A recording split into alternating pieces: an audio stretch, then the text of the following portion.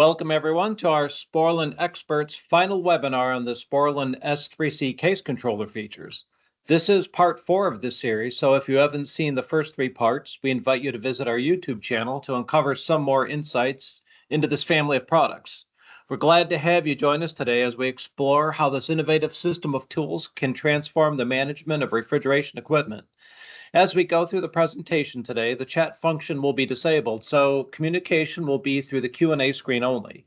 We encourage you to submit your questions there, and we'll address them during the designated Q&A segments at the end of the presentation.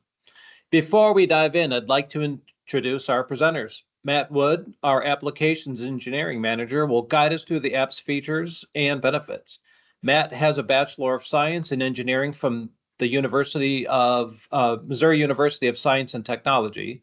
We're also joined today by Adam Hughes, who will share insights into the application's features that our customers have been eagerly awaiting. Adam is currently the product manager for electronic controls. He also holds a Bachelor of Science in Mechanical Engineering from Missouri University of Science and Technology, plus an MBA from Webster University. Additionally, all participants will receive a follow-up email after the webinar containing the resources and materials that are presented today. So now, without further ado, let's get started. Gentlemen, the floor is yours. All right, good morning, everyone.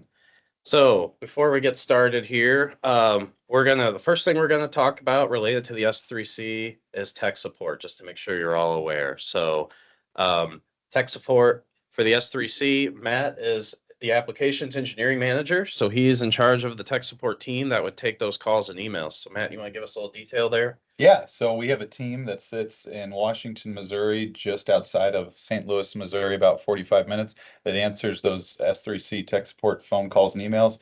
That will come in through a dispatcher. The dispatcher is located up in Quebec, Canada. So you might hear somebody that is out of the country, but they speak more languages than I do. They will route that call to the proper location, and our team will answer those phone calls and emails from midnight Eastern time to 5 p.m. Eastern time, Monday through Friday.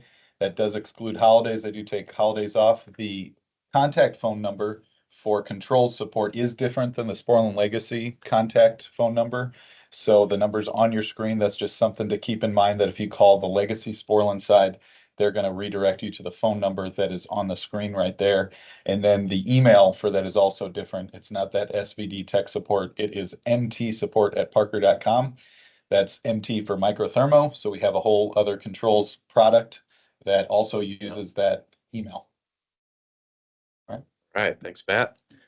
Okay, so let's get into the S3C case controller. So the S3C, for those that don't know, it stands for Safety, Service, and Security. So one of the big things behind this controller and its development was to make it a standalone case controller. What that means is it's able to operate a case and all things related to a case completely on its own without tie into a building management system. If you cut the communications, it'll still function. It can be completely set up through the display or through your phone, which we'll talk more about later. It has its own defrost clock, things like that. So it's able to just operate in its own world. Okay. So we're going to quickly cover the components of it first here. So the main part of the S3C is the actual main case controller itself. That's shown here on your screen. So it takes 24 volts DC power. It has inputs, digital inputs for things like door switch, service, and then there's a user-defined switch you can kind of configure to do different things. Then there's inputs for temperatures. So those are typically like thermistors. They're an air or a surface mount. There's a pressure transducer input we'll talk more about, occupancy, humidity inputs. And then you have all of your outputs, which are relays. So there's a liquid line solenoid or pulse width modulating valve relay. It's kind of a dual purpose. You have a fan relay, a light relay, and a defrost relay. And then you have a stepper valve output. So the main controller just has a single stepper valve output, but the next component we'll talk about has more. And you know, it's interesting you point that out. We've got all the words here, but even on the plastic, you can see on the face of the controller, right, we have all those inputs labeled. So it's not that configurable universal input and output you see with even some of our other controls products. We really try to highlight which inputs are doing what for the contractor. Yeah, that was kind of a strategy here, is to keep the inputs more predefined, and then that simplifies installation and takes all the guesswork out of, well, at one store this thing's landed on a certain input, and at a different store it's somewhere else. Well, this way it's consistent. It's the same everywhere. Then the other part I didn't mention yet was the communication. So the controller is capable of communicating BACnet or Modbus, and that's over an RS-485 connection or over Ethernet. So on the far right end is where the communication ports are at. So there's an RS-485 terminal and there's two Ethernet ports. The other part of the S3C family is the valve module. So the valve module cannot run on its own. It has to be tied into the main controller. But its purpose is to basically expand how many valves you're able to control. So like the main module, it takes 24 nominal volts DC power, and it has actually two stepper valve outputs on it. And then in addition to that, it has your temp inputs for your thermistors and your pressure that you might need to control those extra valves that are on there. And I think you've gone through a couple of pieces of hardware. Are these able to be installed in the cooled space, or tell me about that? Yeah, good question. So we get that a lot.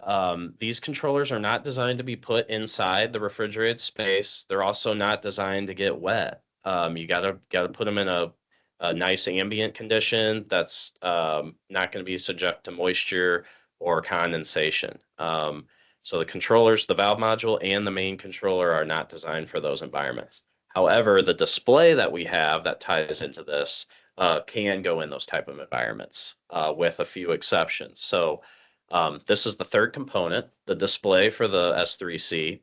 And so just like the other two parts, it takes 24 volts DC. And this is the piece that actually has the Bluetooth chip inside of it that lets you interact with the controller with your phone with the Sporlan Tech Check app.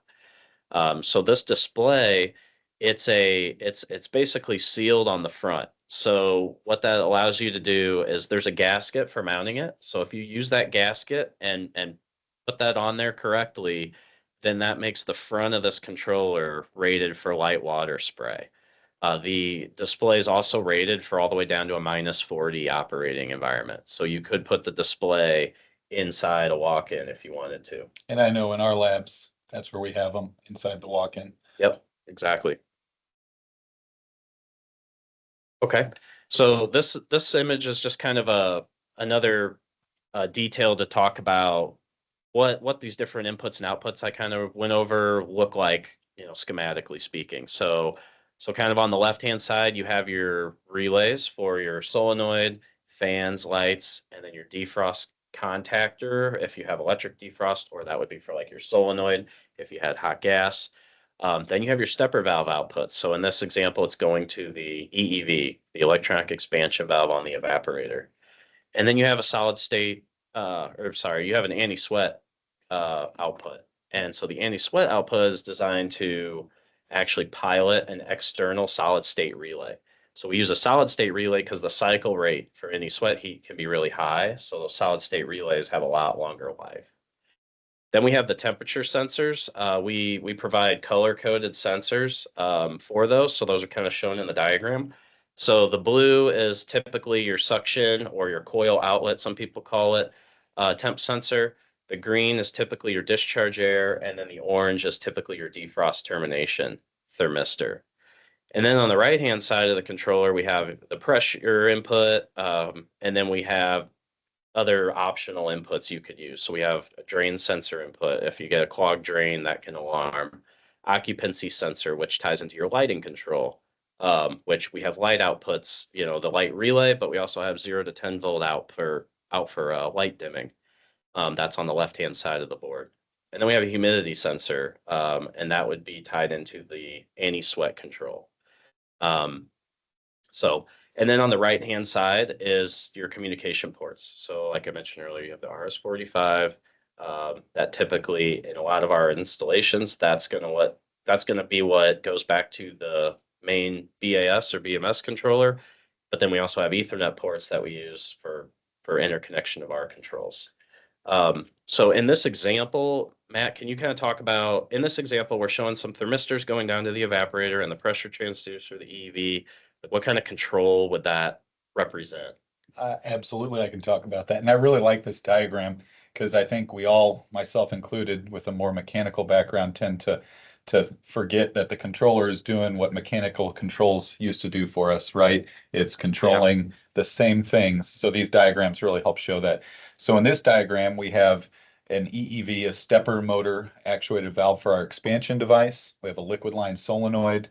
We have the discharge air temp, defrost termination sensor, and coil outlet or suction temp sensor. So without showing an evaporator pressure regulating valve there, I would say you're probably going to have that stepper motor expansion valve controlling temperature with a low superheat cutout. There's obviously other ways to configure this if you have other control devices, but you're probably going to have that be the control setting here. So the EEV can kind of do two things, whereas a TEV can only do one. A TEV's job is to control superheat, but now you're saying the EEV can actually do both, look at superheat and also control air temp. Exactly. And so that's sort of the new frontier we're at with controls. I say new, they've been around for a long time, but controls have a lot more flexibility to look at one parameter primarily, but then also monitor and change how they're controlling based on a cutout or when they want to switch to controlling another parameter with that device. Great. Okay, and then the valve module. So one important note here on this valve module, on the left-hand side of it, there's some dip switches. And the valve module, like I mentioned earlier, has two different stepper valve outputs. And this can be configured to be both two EEVs, or you could configure it to have an EPR on it. So a really common configuration would be a two evaporator case. So you've got two EEVs, and then you also have a single EEPR. So you have to adjust these dip switches accordingly. So the diagram kind of shows what you need to do here. So stepper valve 1, which is the stepper valve output that's on the bottom of the valve module, that's typically always designated for EEV duty. But then the dip switch affects what stepper valve 2 is for, which is the top output. So these dip switches, basically it's dip switch 1 that's really the one you're changing. So if you're controlling an EPR, dip switch 1, 2, and 3 are going to all be down. And if you're controlling an EEV off of stepper valve 2, then you're going to put dip switch number 1 up. But you're going to leave 2 and 3 down all the time. Switch 4 is not really used at this time. And you can find this in the literature, that 100+ page installation and operations manual. We were trying to help out the technicians here to highlight it because obviously searching through that manual sometimes painful. Yeah. And here we have just an example of what Adam was sort of talking about. If you have a multi-coil case where you can have one case controller controlling the case, but you need multiple stepper valve outputs, this is how you would do that. You would use one case controller with one stepper output plus a valve module that gives you those other two stepper valve outputs. So you can operate those 3 stepper motor expansion valves on your case. And then you still just need that one display. And this isn't the only type of configuration, right? There's many different configurations, but this is just an example. Obviously, we're not showing evaporator pressure regulating valves here. And we'll get a little more instructive here. And you can find stuff like this in, again, the installation instructions, that large manual. I do like these diagrams because they show you pretty much everything happening in the case. So you can see our 3 expansion valves, 1 on the main case controller, 2 of them on the valve module, and then the associated temp sensors and pressure transducers, all how are they wired. And one other note, you see the power supply is indicated here, that you have that power supply for the board, but it's taking that 120 and converting it to the 24 volts. So you don't have 120 coming in from that power supply, and your load needs to come from that breaker where you're going to bring in that line power for any of those control devices like fans or solenoids or other things. So that's something that we like to remind people. Some people think, oh, this controller should have all of the line voltage, but it definitely doesn't have that coming through it. Okay. Now we'll kind of go over to networking a little bit. So the first thing to know about the S3C, and it was kind of shown on the last diagram, is there's actually a little private component network that exists. Okay, so in this diagram, what we're showing here is basically there's a 4-pin or 4-wire terminal block on all 3 components. So on the case controller, valve module, and display module, that's shared between all 3 of those pieces. And so those 4 pins are positive and negative communication, and then positive and negative power. And basically what's happening here is the case controller, valve module, and display are all talking to each other over their own little private network. But that is a different network than the network you talk about when we're talking about tying into a building management system. So this is a little miniature private network that is transparent. You don't see it, but this is how the valve module, case controller, and display module talk to each other. There's no addressing or anything like that associated with this little network here. You're just addressing the main case controller, and then it takes care of talking to the module and display module and valve module on its own.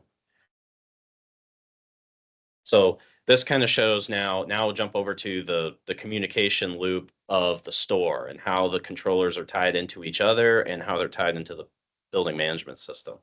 So a typical setup, you're going to have the building management or building automation system is going to start there on the top left of the diagram.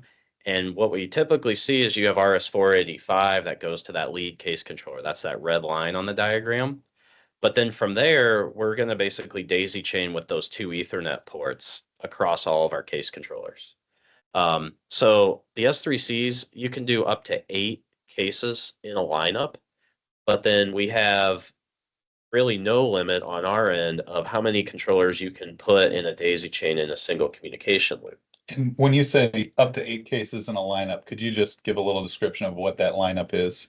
Yeah, so a lineup is basically a group of cases put together that are all going to share a common liquid solenoid and like EPR. So they basically operate together as a unit. So probably Yep. defrost timings as well. That's Yep, all defrost. this group. Yeah, exactly. So so I mentioned there's no limit to the number of controls that you can put in a line there on our end. However, that red line, that RS-485 main trunk back to the BAS, depending on the manufacturer of that, there may be limitations on devices on the comm loop. So we have down at the bottom 38. It's a little different depending on the manufacturer we're tying in with. That's kind of the ballpark of what we see, though, is where we typically get limited at. Then you'll see another device on the far end. That's a gateway. That's a cellular gateway that we use to actually remote into sites for tech support, like Matt talked about. So because the BAS system is not ours, we don't have a way to get into that to see the controllers. So that's how we get around that. We put the cellular gateway there. The customers like it because it's not on their network really, in the same way that the BAS is. So that lets us get in and do tech support functions. So these cell gateways, there's 2 types. There's a Multitech and a Vantron. Here's what they look like. Basically, there's a black gateway and a blue gateway. And functionally, for technician purposes, they're the same. They work the same. They just look different. So this kind of details how tech support gets in. They remote into the portal, a web portal that we have, and then that connects into the gateway, which then ties into the controllers. Yeah, and you mentioned how tech support gets in, so that gateway is present at those sites. Obviously, there's a few things that need to happen for it to be able to be used by tech support to get in. That needs to have power hooked up to it, and it needs to be in because it's got cellular signal. It needs to be in a position to receive cell signal. So if it's in a bad spot where you're not getting service, so those are some of the common issues we see. A technician will get on site, call us, ask, hey, can you remote in and take a look? I got something funky going on. And we'll find, well, we can't see it on the portal. A lot of times we'll find that the gateway was never hooked up. It might have got shipped to the store separately late or something. So, it's always a good thing for a technician to go find the gateway, make sure it's plugged in. That helps to do that before you call tech support. Obviously, so that can take some extra time, but if it's there and available, we can then remote in and look at all the parameters and see what's going on with their store. Okay, so I mentioned earlier the display has the Bluetooth chip inside of it. So that's how you connect to the case controller with the Sporlan Tech Check app. So the Tech Check app's available for both iOS and Android, and it lets you get into the controller and view operating values, graph data, do overrides, all kinds of really useful stuff going on there. You mentioned it's available for iOS and Android. Yeah. And anybody that might have had a previous version of the Android app, we have a newer version out now, right? That is Yep. more fully functional and equivalent to the iOS version. So Yep. make sure if a tech is out there, if you're a tech, using your Android phone, get the newest version so that you have all those features. Yeah, yep, great point. So it's 2.0.17 is the current version on the Android App Store. So that's what you should get. So if you go to the App Store and look for the Tech Check app, if you don't have that latest version, you should have an update button available to you. So you want to make sure you get the latest. So one thing that the Tech Check app lets you do also is update the firmware on your case controllers. So the way to have the latest version of S3C firmware is to have the latest version of the Tech Check app. And then by default, it will already have the correct firmware. So you have to use a Lightning or USB-C to Ethernet adapter to then plug your phone into one of the Ethernet cables on the S3C. And then you can go through the app and actually push a firmware update. So the latest firmware version is H.473. Just a couple highlights, what's new there. So we've made improvements to the valve and temperature control, mainly related to like the way it kind of will, like the example Matt talked about, the way it will bounce between your superheat and your temperature control if you're doing both of those with the EEV. We made improvements to the FPT, that stands for Functional Performance Test. That's a test where the controller will automatically move the valve and do things and look for certain sensor inputs to change in a certain way. It's a self-test.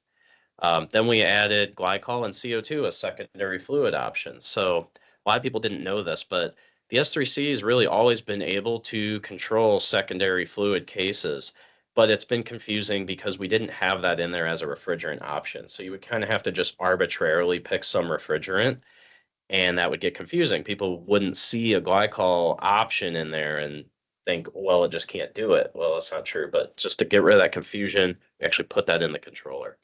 And then the last thing was we modified the cut in, cut out control differential. So what that means is the old differential was basically all above set point when you're doing cut in, cut out control. So the controller would actually would cut out at the set point. We actually switched that to split the differential. So now half of it is above, half of it's below. So it's just going to help keep the controller, your average temp over time, centered on your set point more. So I'm going to talk about some tips and tricks here now as the last part, just things that we think are helpful and issues we've seen before and things we get a lot of calls about. Yeah, and that's a really good point. We take a lot of calls every month trying to help technicians service, work on, install these. And just as an example here, we're showing a typical schematic that you might see, or an image of a case where, again, you have the S3C case controller, valve module, power supply mounted in that kick plate. Yep. So that's where a lot of times you would see it. Otherwise, you might see it mounted on top of the case. And back, you can see it's wired to a terminal block. And that's something, just as a piece of advice to any technicians out there, when you're troubleshooting, when you have some sort of an issue, don't discount the terminal block. Make sure you can trace wires back to the terminal block and make sure you have good connection there. Many times we find things where that, maybe that's part of the issue. So always remind any of your newer technicians that's there. It's not a straight run, typically all the way back to wherever it might be landing in the end. Yep, it's a great point. Another thing that's really useful, so it's the display lock for a controller swap. So if you have a brand new S3, like let's say you have a controller that needs to be replaced and you have a brand new S3C that you're going to put in its place. The brand new S3C comes out of the box already in setup mode, so it's already waiting to have its settings pushed to it from the display of the old pre-existing display. However, if let's say you're using a spare that's not brand new. Let's say you have a used S3C in your truck that has already been programmed. So that means it's not in that setup mode. Well, what you can do is on the existing case controller's display, that you want to replace, you could press and hold the up button for 5 seconds. And then what that's going to do is that's going to lock the settings into that display. Okay.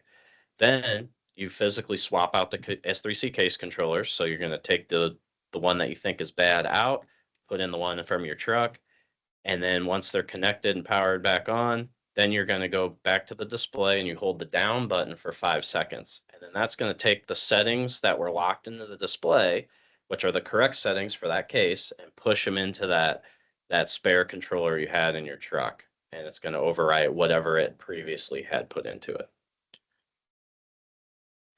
Okay, now here's another big one.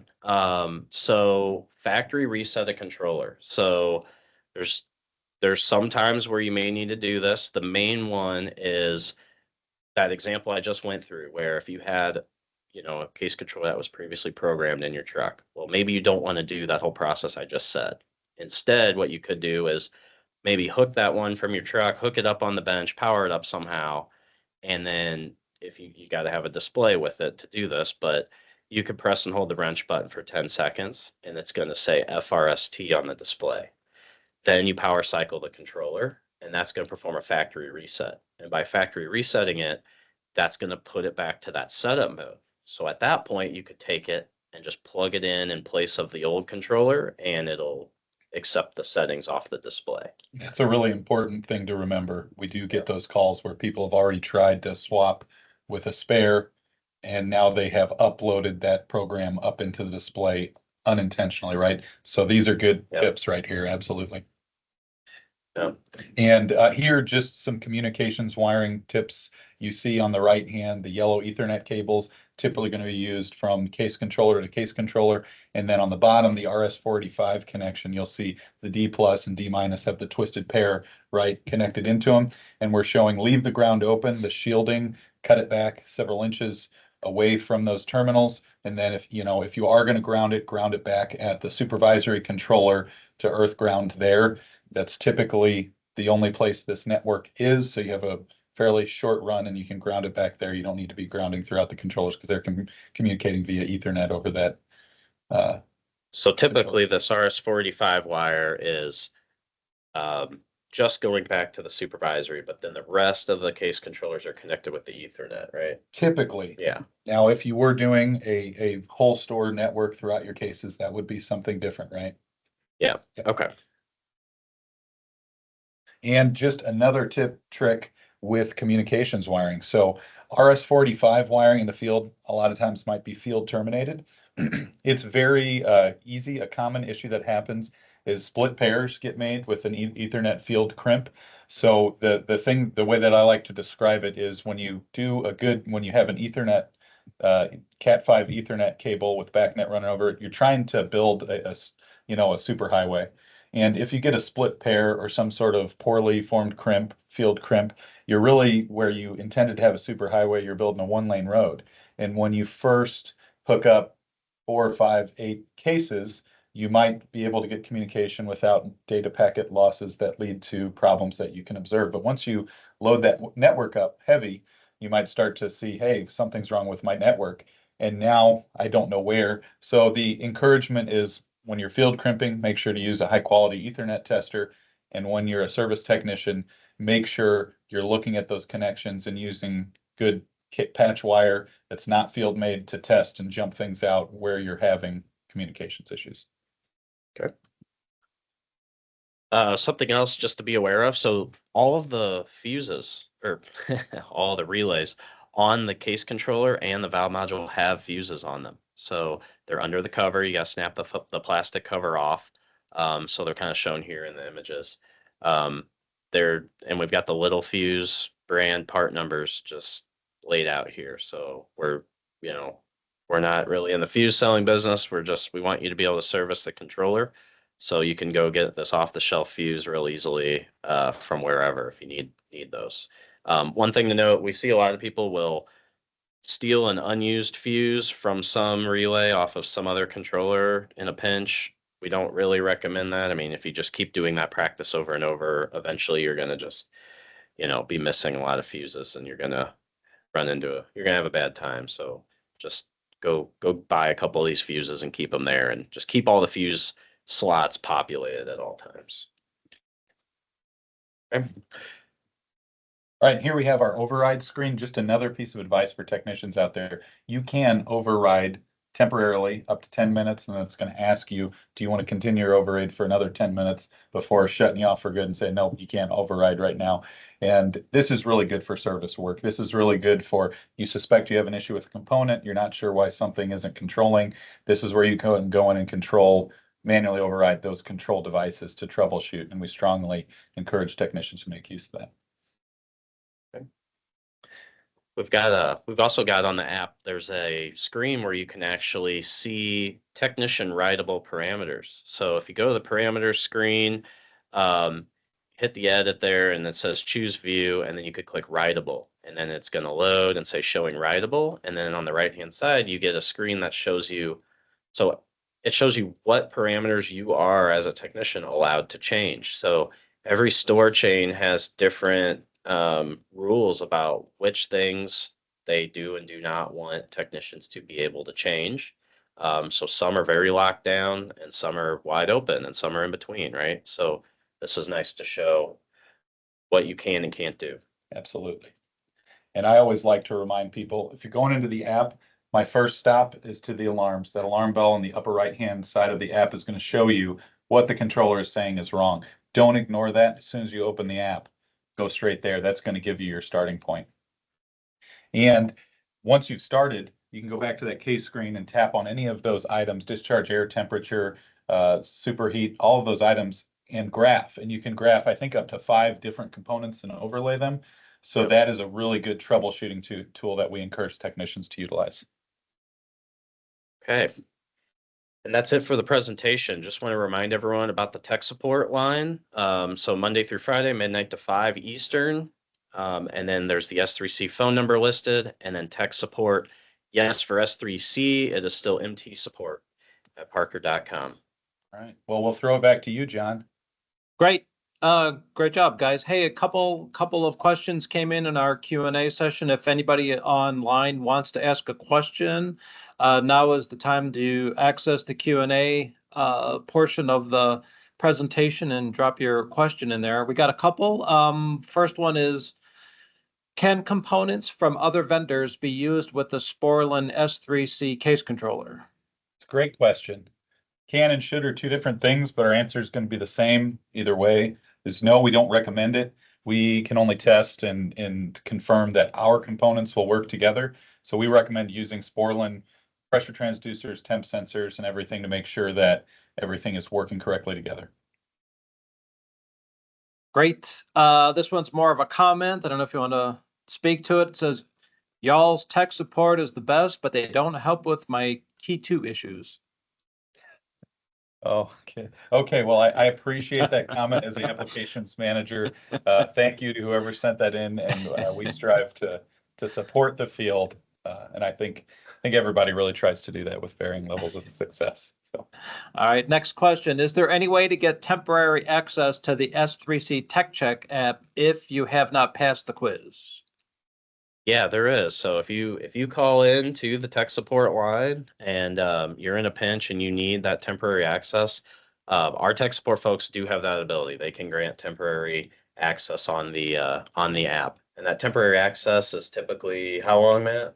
7 days typically. 7-day temporary. So gives you a chance to take care of what you need to do right then, but then a lot of times there's issues where there's a little follow up and you gotta go back the next day or something. So you're still good. You don't have to call again. Right? Exactly. It gives you time to get somewhere not on the job site where you can devote the time to take the test and get that permanent access. Great. Okay. That's the questions we've had for today. If anybody is watching this video on our YouTube channel or just didn't have a chance to jot in, go ahead and access that S3C support line. You can email a question to us. Our technicians will respond quickly to you. So thanks for everybody joining us today on our webinar about the S3C family of products. We hope you enjoyed the information and found it valuable. If you want to circle back on this information, go to our YouTube channel where you'll find a library of videos highlighting our products, some basic and some advanced topics. Special thanks to our presenters Matt Wood and Adam Hughes for sharing their expertise and insights. Remember, you'll be receiving 2 follow-up emails with the resources we discussed today, so keep it on your inbox. We appreciate your participation and engagement. If you enjoyed this session, we invite you to join us for our next webinars. We'll be diving deeper into contaminant controls and also be doing a review of the basic refrigeration cycle. Stay tuned to our social media channels where we'll announce it and provide registration information. This session was recorded and will be posted on our YouTube channel. You can also view our video shorts and some of the training videos. So thanks again, everybody. Have a great day. Thanks.